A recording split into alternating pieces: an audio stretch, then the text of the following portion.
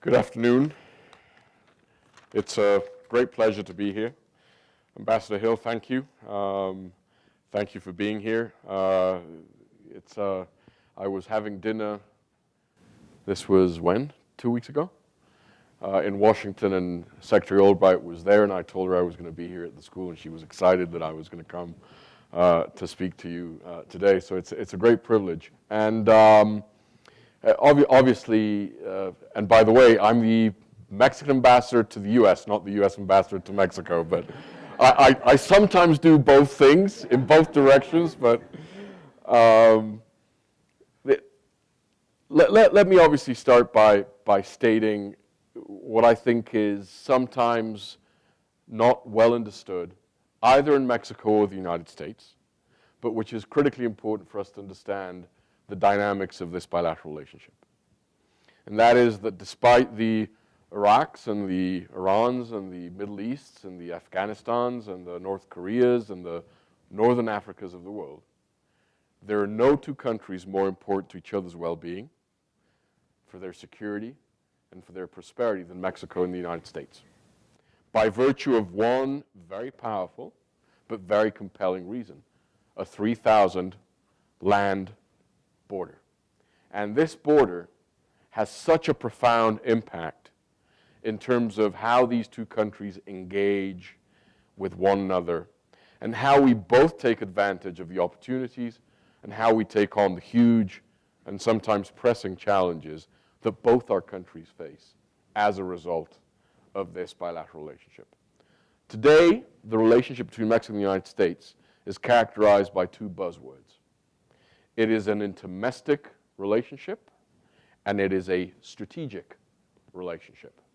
I'm sure that you've studied, I'm hogging someone else's term here, intermestic. I'm sure that you either have heard or read a very important foreign affairs essay that was written by Bayless Manning. Bayless Manning was for many years the president of the Council on Foreign Relations in New York City.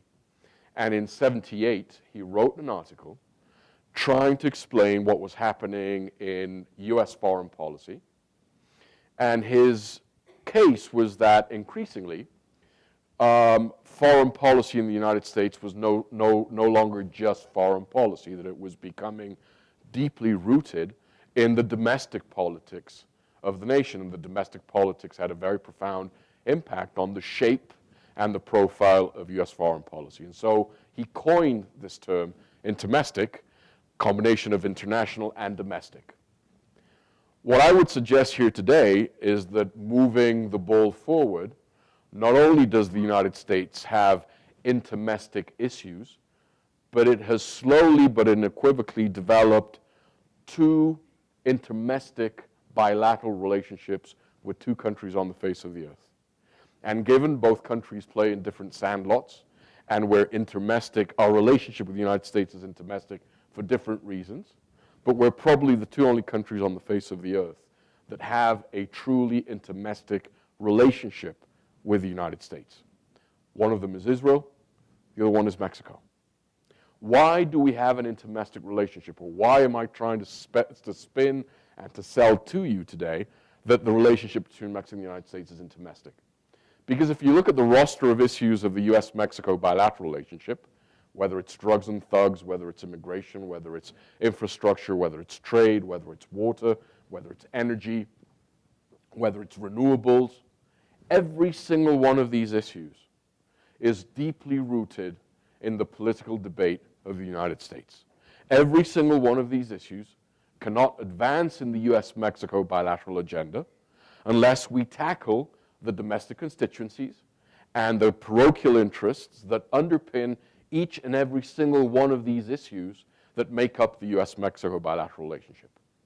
This is one of the reasons why I've spent these past 5 years traveling around the United States. I've now visited 45 states in America at least once. Why? Because it is the mayors, and it is the governors, and it's the state attorney generals, and it's the trade associations, and it's the Rotary clubs, and the Boy Scouts and Girl Scouts clubs that have a profound impact on the day-to-day relationship between our two nations. We have moved away from an era in which the US-Mexico relationship was dominated by fuddy-duddy diplomats in Foggy Bottom or the Mexican Foreign Ministry. Today, increasingly, one of the things that makes this relationship unique is the multiplicity of actors and the atomization of actors that have an impact on the US-Mexico bilateral relationship. You have governors, you have mayors, you have state attorney generals, you have NGOs, you have trade associations, you have state attorney generals. They're all involved, they're all playing a role in this bilateral relationship between both our countries. And this is a unique characteristic which makes this bilateral relationship singular. The other effect that this has had, this intermestic nature of the relationship, is that it sometimes puts us in a place sort of like a Dickensian novel of a sort of a tale of two cities. Because if you look at the muscle tone and the strategic direction of the formal bilateral diplomatic relationship between Mexico and the United States, I could argue today, and I will argue today, that we are undergoing one of the best moments in the diplomatic bilateral relationship between Mexico and the United States. And I'll explain why, and I'll go into this when I give you my spin on why it's a strategic relationship. But the challenge is that if you listen to public opinion on both sides of our border, public opinion in the United States and public opinion in Mexico, for different reasons and on different subjects, would probably suggest that somehow this is one of the worst times in the bilateral relationship. Here, because people are, because immigration has become such a polarizing debate and it has divided public opinion in the United States, and therefore because of the role that immigration plays in the US-Mexico bilateral agenda, it contaminates perceptions. And in Mexico on, for example, drugs and drug consumption in the United States, and how many in Mexico profoundly believe that drug consumption patterns in the United States and guns and cash coming across the border are feeding organized crime in Mexico. So if you look at public opinion on both sides of the border, the jury's still out. But if you look at what both administrations have been doing, both the previous administration, the Bush administration, and now the Obama administration, with this Mexican administration, we have one of the clearest, most powerful examples of strategic direction, traction, synergy that this bilateral relationship has had since the days that NAFTA was negotiated and approved. The big challenge that we face in this intermestic dynamic precisely this year will be that both countries, as is the case every 12 years, go to the polls to elect a president the same year. Every 12 years, our two presidential cycles coincide, and 2012 is no exception. We will have presidential elections in Mexico in July. You will go to the polls in November. And because of these dynamics, the biggest challenge that we will be facing, both my US counterpart in Mexico City and yours truly, is twofold. A, how do we Teflon coat the bilateral relationship so that the silliness that will be said and is being said in the political electoral process on both sides of the border, you've got loonies, but we've got them too. How do we Teflon coat the relationship so that some of the silliness does not stick on the bilateral relationship and contaminate this fundamental sea change that I will describe in a few seconds that has been occurring these past 5 years in the US-Mexico bilateral relationship? And two, how do we lock in and institutionalize this sea change that has occurred particularly in how Mexico and the United States engage and work together on security-related issues, whether they're on our common border or whether they're much more, whether they're far away from our shores, whether it's issues of global transnational terrorism, whether it's how we deal with challenges in Egypt or in Libya or in Syria. There is a very new dialogue taking place between Mexico and the United States that had never occurred in the past, and that we need to lock in and institutionalize. So the big challenge that we face, and that is driven because of this intermestic nature of our bilateral relationship, is how do we protect the relationship so that when we have a new president, I'm good, I'm not that good, I don't know what's going to happen in the United States in November, but in Mexico there will be a new president. We have one 6-year term. There is no election. The presidents serve for one 6-year term. So there will be a new Mexican administration come January 2013.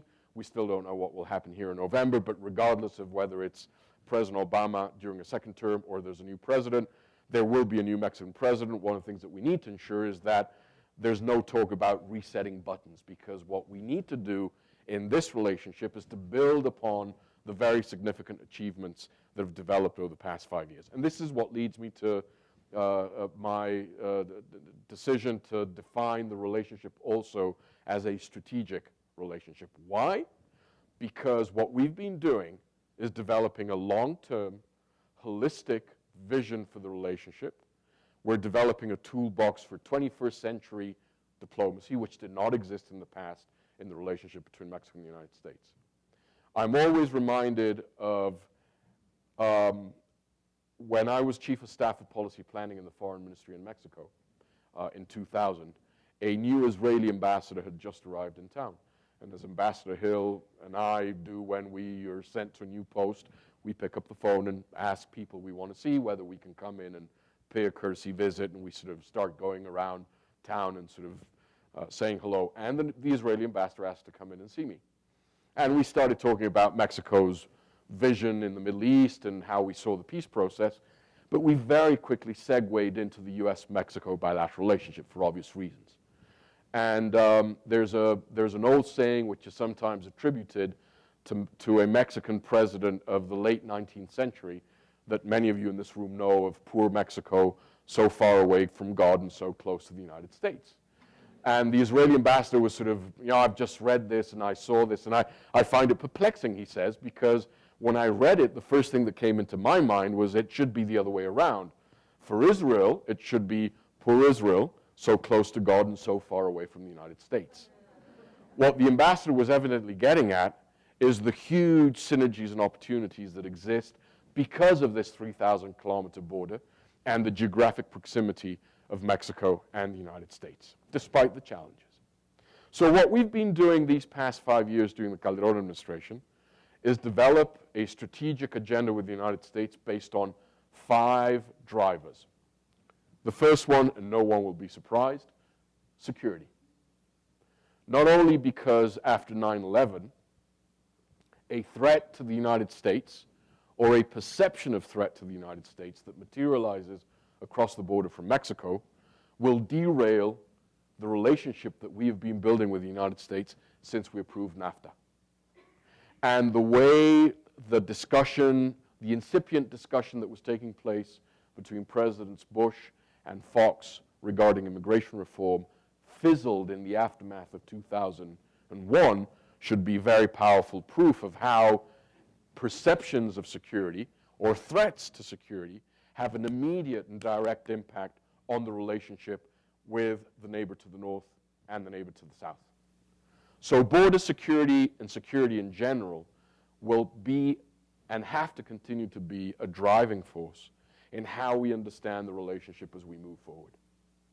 Despite what some naysayers and pundits suggest out there, whether it's on cable TV or on talk show radio, it behooves Mexico to ensure that our border is secure, that we work hand in hand to make sure that potential terrorists or some of the new threats that have developed as of the end of the Cold War, transnational organized crime, do not impinge upon the well-being of our two societies. So what we started building right after 9/11 and what we've expanded in terms of our decision to confront transnational organized crime has to continue to develop and has to continue to deepen. And therefore, we have developed a paradigm of joint responsibility. The first time that the United States has accepted it as sort of the axiom of our bilateral relationship. What does this basically mean? As Mexico seeks to shut down the flow of drugs moving through Mexico on their way to the United States, we need the U.S. to shut down the flow, basically, of cash and weapons coming across the border from the United States into Mexico. Now, I know that I'm in a state that is very proud of its Second Amendment rights, and I know that there's an urban legend out there that the Mexican government is somehow lobbying against the Second Amendment. This is absolutely false. The Second Amendment is a sovereign decision of the American people and of the American Congress. And I may not agree that you should be able to buy armor-piercing ammo to hunt deer, but that's your personal decision. But what I am convinced of is that the Founding Fathers did not draft the Second Amendment to A, allow international organized crime to illicitly buy weapons in the United States, B, to illicitly cross them over international border, and C, to allow individuals who shouldn't be buying guns in the first place to be buying those guns. So what we have asked of the administration and of Congress is enforce what's already in the books. Help us stem the flow of guns that are being illicitly purchased in this country and illicitly crossed over an international border. Because it is these guns, and it is the approximately $8 billion, with a B, billion dollars of bulk cash laundered in the United States and crossed as bulk cash over the border into Mexico that are giving the drug syndicates their ability to corrupt, kill, bribe. So we need to work in both directions. We need to continue to do our work in strengthening our judiciary institutions, strengthening our ability to confront organized crime, bringing in civil society as a co-stakeholder, vetting our police units, bringing the military back into the barracks, because for a good reason, the United States has the Posa Comitatus Act. Armed forces aren't trained to do law enforcement. That's not their role. That's not their mission statement. So we want the Army to come back into the barracks as quickly as possible. But we need to continue working to deny transnational organized crime with their ability to conduct their business. But on the other hand, we need the United States to continue working with us to enhance our intelligence sharing, to provide better tools to interdict guns and cash crossing your side of the border into Mexico. But it also means thinking of security in a new paradigm, with a new paradigm. And it's not only these types of threats. Think of H1N1. Mexico was hit by the H1N1 virus in 2009.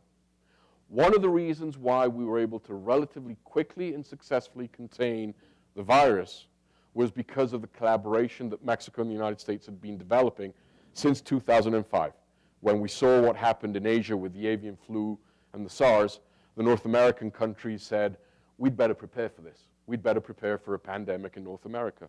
And we had developed a series of protocols to be able to take on something of this magnitude, so that when precisely H1N1 hit in 2009, our ability to very quickly ascertain that this was a new strain, to mobilize public opinion, to let people know what was going on, to look at the strains, to come up with the vaccine very quickly, to contain the virus, was a very, very important piece of this equation. And so I suggest this because we're not only looking at sort of hardcore security issues, but we're also dealing with some of the new challenges that, again, a 3,000-kilometer border and 1 million people crossing legally the border every day inject into the dynamics along our border.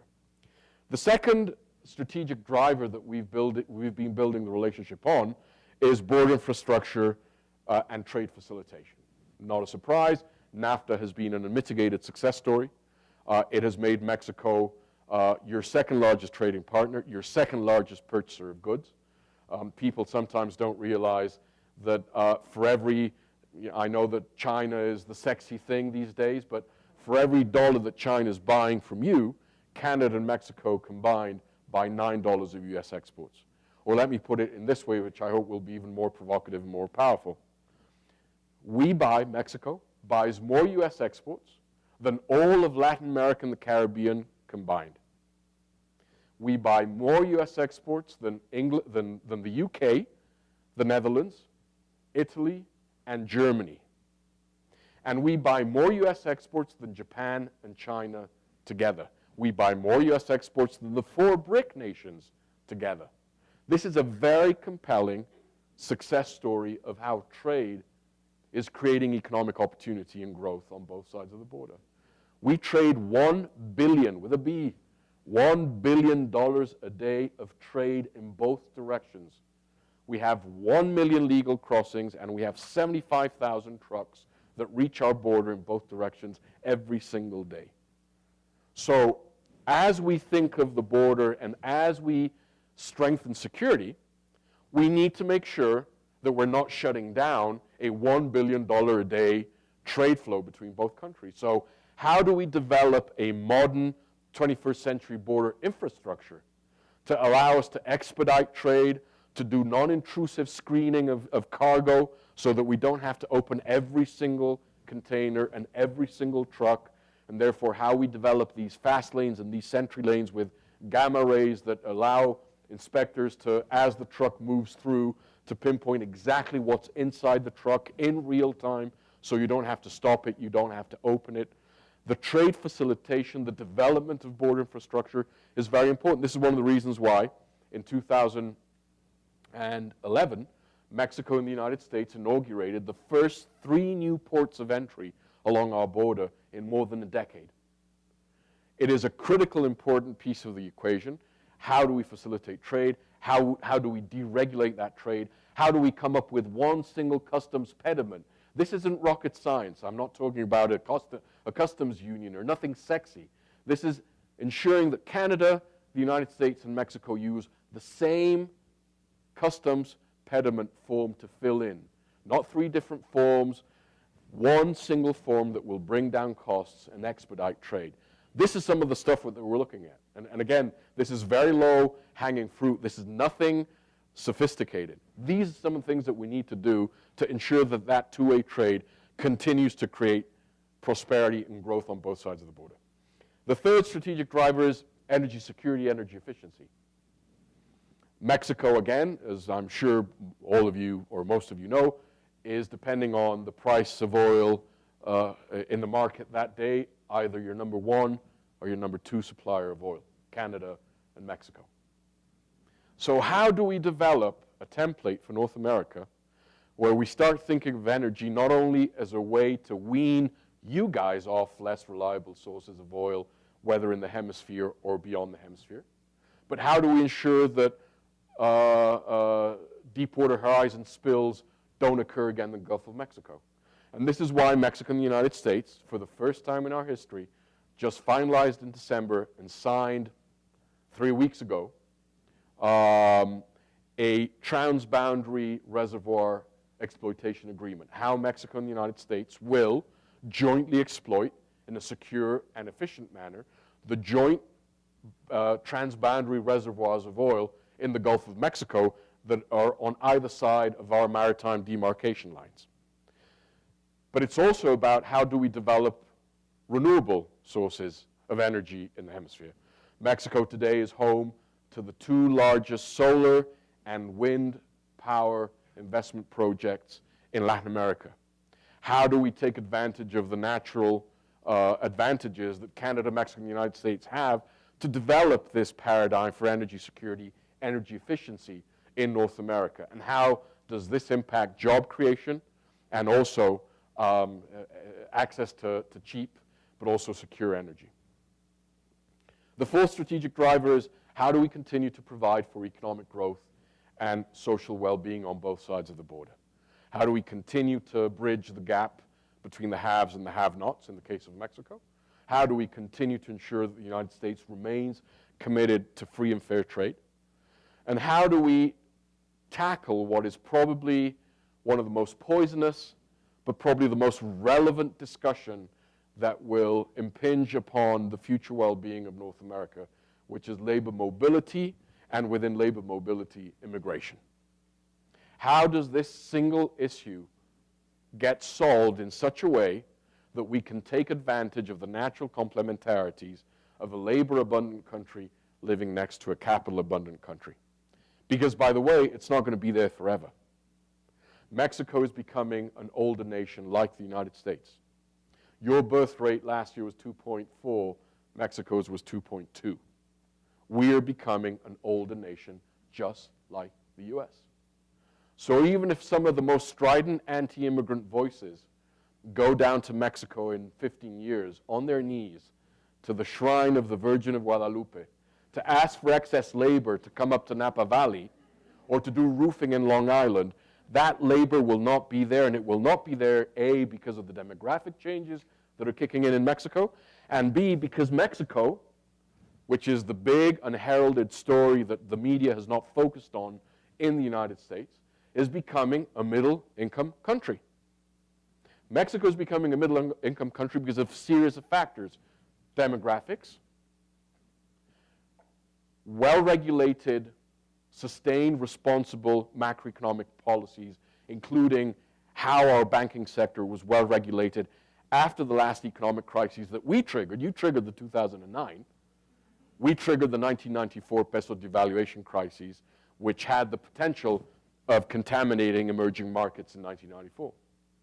And since 1994, Mexico put into place very stringent controls of our banking sector. This is one of the reasons why the Mexican banks didn't go into subprimes and toxic assets, and one of the reasons why Mexican banks were able to relatively quickly start lending again and reactivating the economy as Mexico's economy picked up after 2009. This is one of the reasons the heavily regulated banking sector and sound macroeconomic policies that have been in play since 1994 that explain Mexico's 5% growth, 4% unemployment, and 3.1 inflation since 2009. I'd bet half of the nations on the earth would give 2 arms and 2 legs to see those numbers. And the impact that this is having in economic growth and job creation, coupled with what is the most successful extreme poverty alleviation program on the face of the earth called Oportunidades. It is a conditional cash transfer program that targets the female head of household, not the male, the female head of household, contingent on 2 things happening. One, she and the kids are getting their vaccines and medical examinations on time, and B, the kids are enrolled in school with passing grades. If any of these 2 variables are not met, the microcredits are withheld. This program, which has been in play now for 4 consecutive administrations in Mexico, has been responsible for bringing 40 million people out of extreme poverty in Mexico. This is the program on which Bolsa Familia in Brazil and now the Peruvian model are being developed because it has proven to be so successful. And then finally, Mexico's decision to become one of the most open and cheerleaders for free and fair trade. We have, along with Chile, I think Chile beats us by 2 or 3 free trade agreements. Chile and Mexico are the 2 countries that have the largest free trade agreement networks on the face of the earth. Mexico has a free trade agreement, obviously, with our North American partners, but we have free trade agreements throughout Central and South America. We have a free trade agreement with the European Union. By the way, the only country that having a free trade agreement with the United States has one with the European Union. We have a free trade agreement with Japan. We have a free trade agreement with Singapore. We have a free trade agreement with Israel. And this has boosted job growth. So all of these factors together are expanding the middle classes in Mexico. This does not mean, and I'm not going to sugarcoat it, that Mexico still doesn't face huge challenges of extreme poverty or inequality. As all of you, I'm sure, know, Africa is the most poorest region in the world, but Latin America is the most unequal region in the world. But certainly, there is a very fundamental change occurring in Mexico, which is the slow expansion of the middle classes. You don't have to be a rocket scientist to figure out why. I won't name the companies because they'll think it's a promo.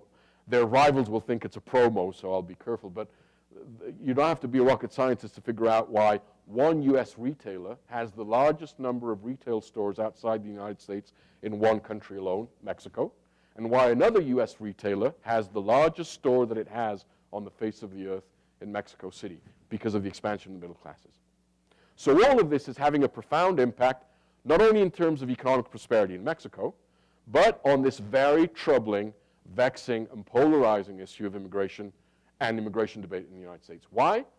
Because through a combination of effects, what we saw last year is very telling.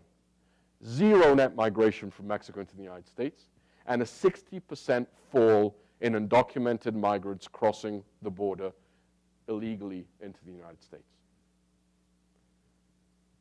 What I'm suggesting is that the deeper, the faster, and the more sustained economic growth can be had in Mexico, the more we will be able to anchor these bold, entrepreneurial, talented women and men that had been crossing the border for lack of a better paid job in Mexico. Our loss is your gain. If I can't hold on to these entrepreneurial women and men opening businesses, revitalizing small towns and cities throughout the heartland of America, Mexico will not be able to grow at the rhythm of growth that it needs to be able to continue to bridge those economic asymmetries. So we need to anchor them in Mexico. But at the same time, we need a debate in this country that makes sense, that solves an immigration conundrum, that breaks down some of the taboos and some of the firewalls that have been erected in a very polarizing debate, which is logical at a moment where this country is hurting economically, when so many families sense that they and their kids and their grandkids will not be better off than they were. This becomes a very toxic issue, as it is today in America.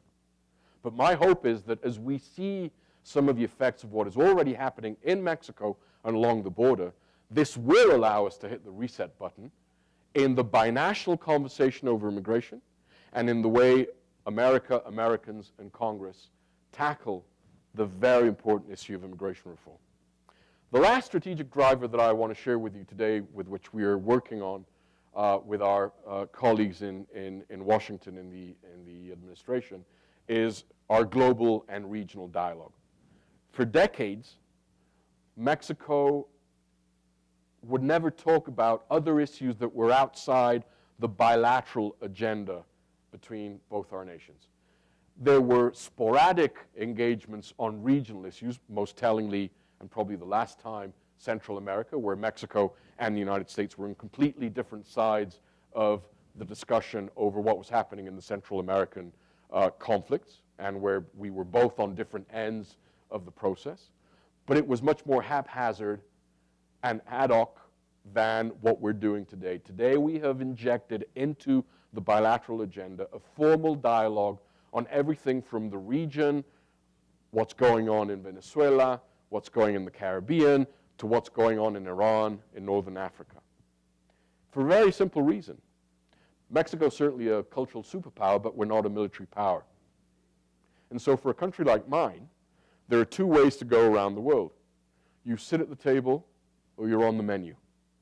And the best way to ensure that Mexico is sitting at the table is by deepening the strategic dialogue with the United States on other issues beyond the formal bilateral agenda. And this explains why Mexico was on the Security Council for 2009, 2010. I was responsible for committing President Calderon when he was still a candidate, promising to bring back Mexico to the Security Council for 2009, 2010. I'm good, I'm not that good again. I knew there was going to be a new administration. I didn't know who was going to win. But again, you didn't have to be a wizard to figure out that 2009, 2010 were going to be the two first years of the new foreign policy of the next administration. And that by having Mexico at the Security Council engaging with the United States, there were unique opportunities to deepen that strategic footprint.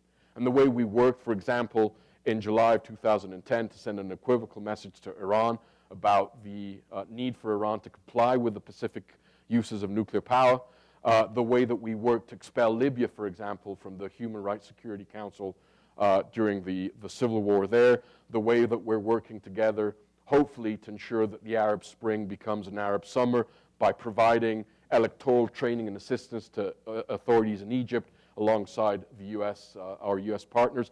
These are some of the things that, if you had looked at the template of the U.S.-Mexico bilateral agenda 6, 7, 8 years ago, would have been unthinkable. Now they're a central part and a central component of our bilateral agenda. I think all of this leads me to sum up by sharing with you another anecdote, which is that 20 plus years ago, a then sitting Mexican president, I'll share the sin, but I won't tell you who the sinner is, you can figure it out. A then sitting Mexican president went on his first trip to Singapore to meet Premier Lee Kuan Yew. And in the usual sort of small chit-chat that precedes a formal diplomatic engagement between heads of state, Premier Lee Kuan Yew asks this Mexican president, Mr. President, how many kilometers of a border does Mexico share with the United States? And this Mexican president, without missing a beat, answers, unfortunately, 3,000 kilometers. Lee Kuan Yew sort of stayed silent for about 10 seconds, looks at this Mexican president, looks him straight in the eye and says, Mr. President, what would Singapore give for 1 kilometer of a border with the United States? What I want to try and leave you with today is that this that was said by a Mexican president 20 plus years ago, today, coming from the mouth of a self-respecting, serious Mexican public official or politician, would be unthinkable. This is how much this bilateral relationship has changed. Does this mean that everything is rosy and peachy in the bilateral relationship between both our countries? Of course not. There are huge, immense challenges that we need to continue to take on. But I think that both countries have finally come to understood that as most things in life, you need two to tango. And that the United States and Mexico need to work together to take on the opportunities and the challenges, not only of our neighborhood, but also of developing a North American footprint in the region and around the world. And that Mexico and the United States need to stop playing checkers and start playing chess. We need to think strategically ahead. And I'm sure that if we can continue to do this, the future for our two countries, despite the challenges and despite the very prescient issues that both of us are facing, will be able to come out much stronger and much more closer allies than they are today. Thank you very much.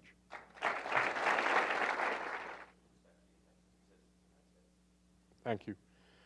This is a very, very complex and I think very pressing issue. I think Mexico and the United States have been making headway into how we deal with human trafficking, not only in terms of understanding the dynamics of what is going on, the fact that you mentioned correctly Mexico has now become not only a point of origin, but a point of transit of migrants on their way to the United States, and also of migrants being repatriated or deported back to Mexico. This last bit in particular has raised a very important challenge because once they're repatriated, many of them decide to stay on the border to try and get back in, and they either become prey to human trafficking or they become part of human trafficking or organized crime syndicates that are there on the border. So for the past 3-4 years, Mexico and the United States, specifically with ICE, we've developed a program called OASIS, which is a program between law enforcement agencies on both sides of the border, working on each side of the border, that is specifically seeking to confront human trafficking organizations. The biggest challenge that I see today is that as Mexico and the United States have successfully squeezed the land trafficking routes of South American cocaine coming through Mexico on their way to the US market, what the drug trafficking organizations have done is what any business does. They do hostile takeovers and mergers and acquisitions. And what they've been doing is, given that they can't place their produce of choice in their market of choice, they are expanding into other illicit businesses. And what they've been doing is muscling out the old mom-and-pop coyote organizations that for decades had been on the border, basically benign. I'm not saying that I agree with their line of business, but they were basically individuals who would cross people over the border. They would not rape them, they would not kill them, they would not ransom them. And now organized crime has realized that this is probably, next to drugs, one of the most lucrative illicit markets on the face of the earth.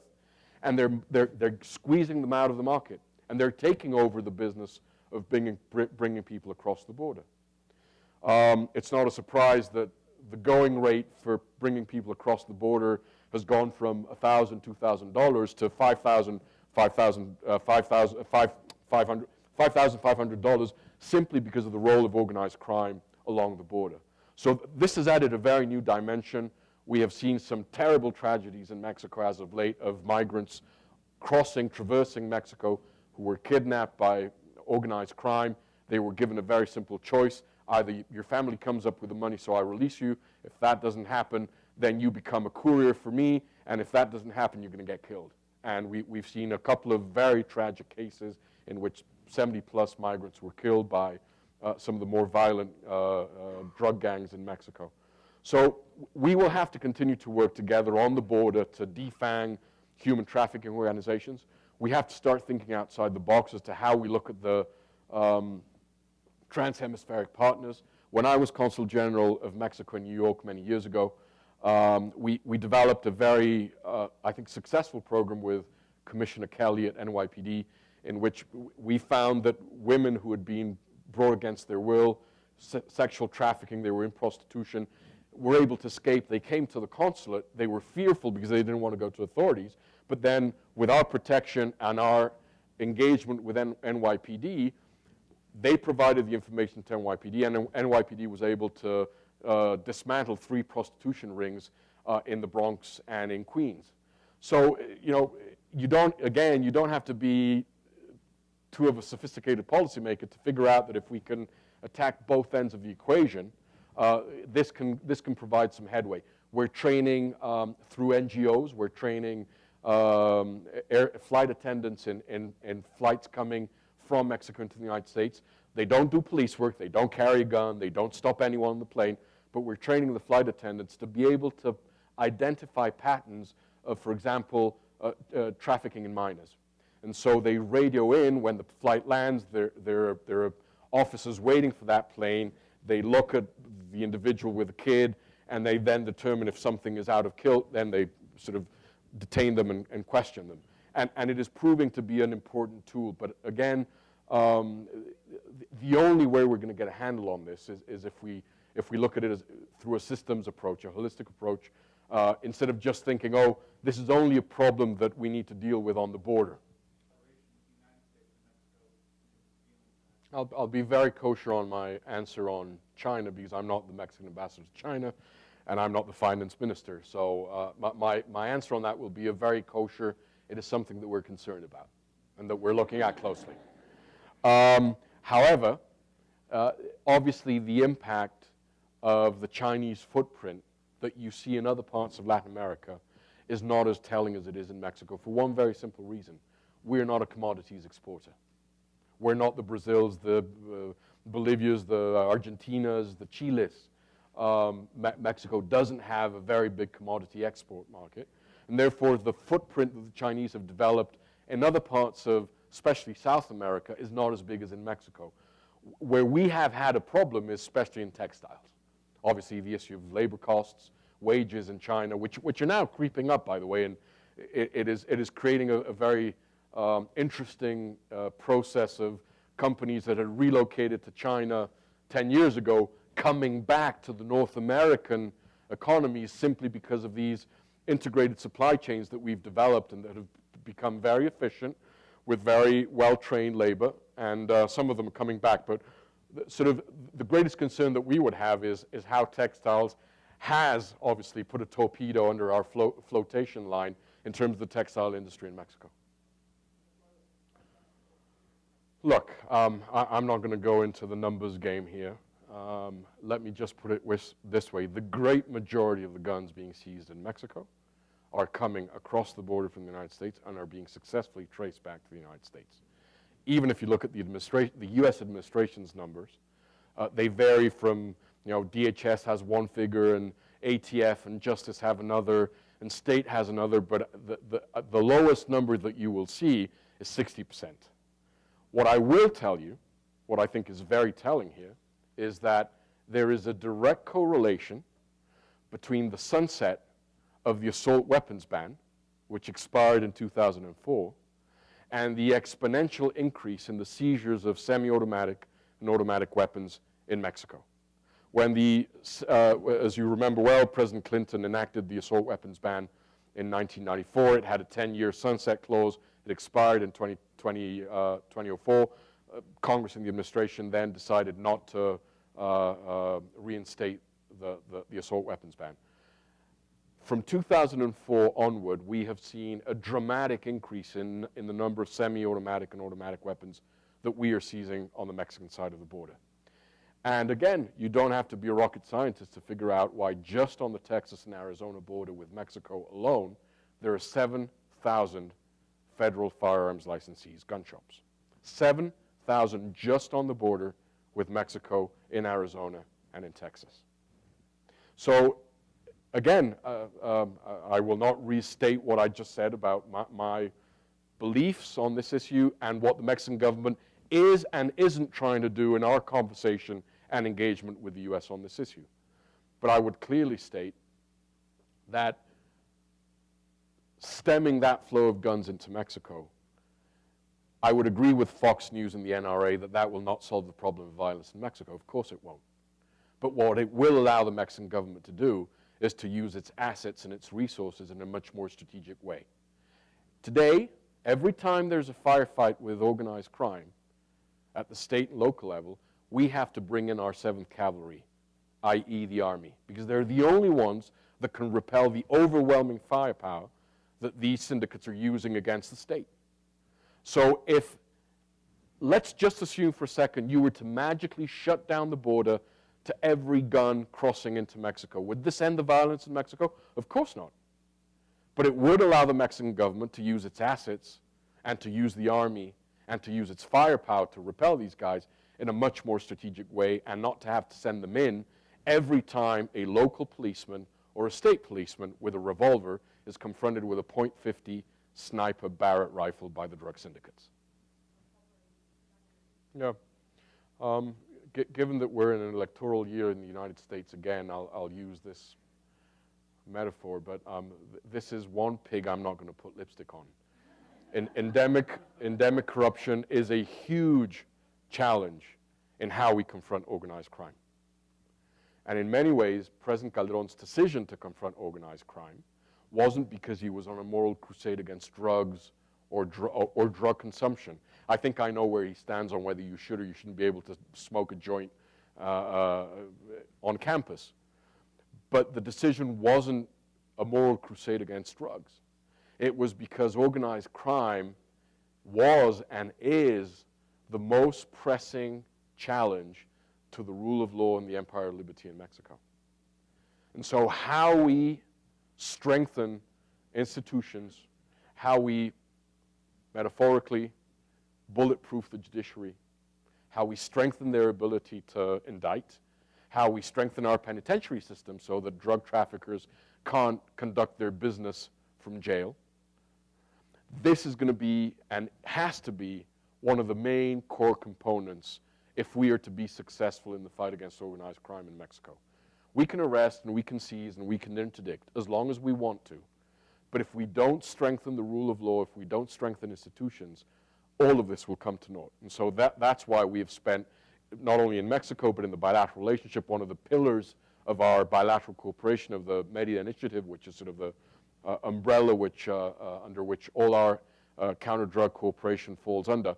There's a specific pillar which is looking at how do we build resilience. And this is, for example, where state attorney generals play a role. This is one of the reasons why we'll be seeing the state attorney general of Colorado tomorrow, because we have we've got a very innovative program with state attorney generals providing training to state attorney generals in Mexico. So this will be a fundamental component. This is the real reason why President Calderón decided to confront organized crime, because it was corroding institutions, because it was creating corruption, especially at the local and state level. And we will have to continue to work on both sides of the border. It would be naive for me to say that, you know, and here I sort of, this is where one toes a delicate line in being a diplomat, as Ambassador Hill very well knows. But obviously, it would be very naive for anyone to think that corruption is just happening on one side of the border.